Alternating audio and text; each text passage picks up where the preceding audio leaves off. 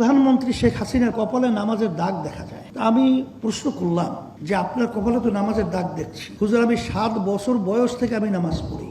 জাতীয় ওলামা মাশায়েখ আইম্মা পরিষদের আয়োজনে গতকাল যেই জাতীয় সেমিনারের আয়োজন করা হয়েছে, সেখানে কিন্তু ইসলামী আন্দোলন বাংলাদেশের আমির মুফতি সৈয়দ মোহাম্মদ রেজাউল করিম পীর সাহেব চরমোনাইর একটি বক্তব্যকে কাঠিন করে সামাজিক যোগাযোগ মাধ্যমের সস্তা ভিউয়ার্সের জন্য তারা কিন্তু প্রচারণা চালাচ্ছে। মূল ভিডিওটা আমরা আপনাদেরকে দেখাবো এবং সামাজিক যোগাযোগ মাধ্যমে যেটি প্রচার করছে কাঠিন করে, সেটিও আমরা আপনাদেরকে দেখাবার চেষ্টা করছি।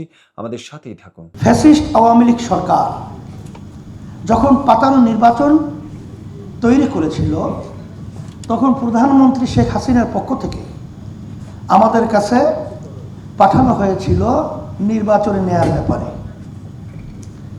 সেখানে প্রধানমন্ত্রীর পক্ষ থেকে যখন আমাকে নিয়ে বসবে, তখন আমি শর্ত লাগিয়েছিলাম যে তাদের নির্ধারিত প্রস্তাবিত জায়গায় আমি বসবো না, আমরা যেখানে বলবো সেখানে তাদের বসতে হবে।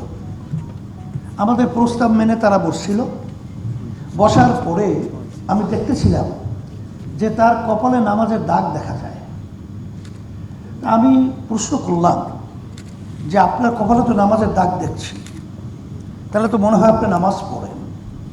তখন সে বলতেছিল, হুজুর, আমি 7 বছর বয়স থেকে আমি নামাজ পড়ি। কিভাবে? বলে, হুজুর, আমি যদি নামাজ না পড়তাম, আমার মা আমার জন্য ঘরে ভাত পাক করতো না। আমার মাকে আমাকে নামাজি বানাবার জন্য চেষ্টা করেছি, সেই থেকেই যে আমি নামাজ পড়ি, নামাজ সারিয়া। তখন আমি বলতেছিলাম, তাহলে তো আপনার সঙ্গে কথা বলতে ভাই ভাই হিসাবে আমার সাহস বেড়েছে। দর্শক, পীর সাহেব চরমোনাইর পুরো বক্তব্য আপনারা শুনেছেন। আসলে এখানে শেখ হাসিনার কপালে নামাজের দাগ রয়েছে এমন কোনো কথাই কিন্তু তিনি বলেননি। ইসলামী দলগুলো ঐক্যবদ্ধভাবে একত্রিত হওয়ার জন্য কিন্তু তাদের কার্যক্রম চলছে। এমত অবস্থায় ফাটল ধরানোর জন্য কিন্তু অনেকেই ভিন্নভাবে ষড়যন্ত্র চালাচ্ছেন।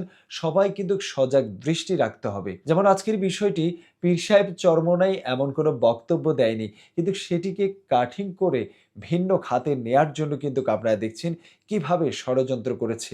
এবং যারা কিন্তু আপলোড দিয়েছে, তারা ইতিপূর্বে আমরা দেখেছি তাদের পেজ থেকে সরিয়ে নিয়েছে, তারা ডিলিট করে দিয়েছে। দর্শক, সত্য নিউজ পেতে আল হেরা জেটিভির সাথেই থাকুন।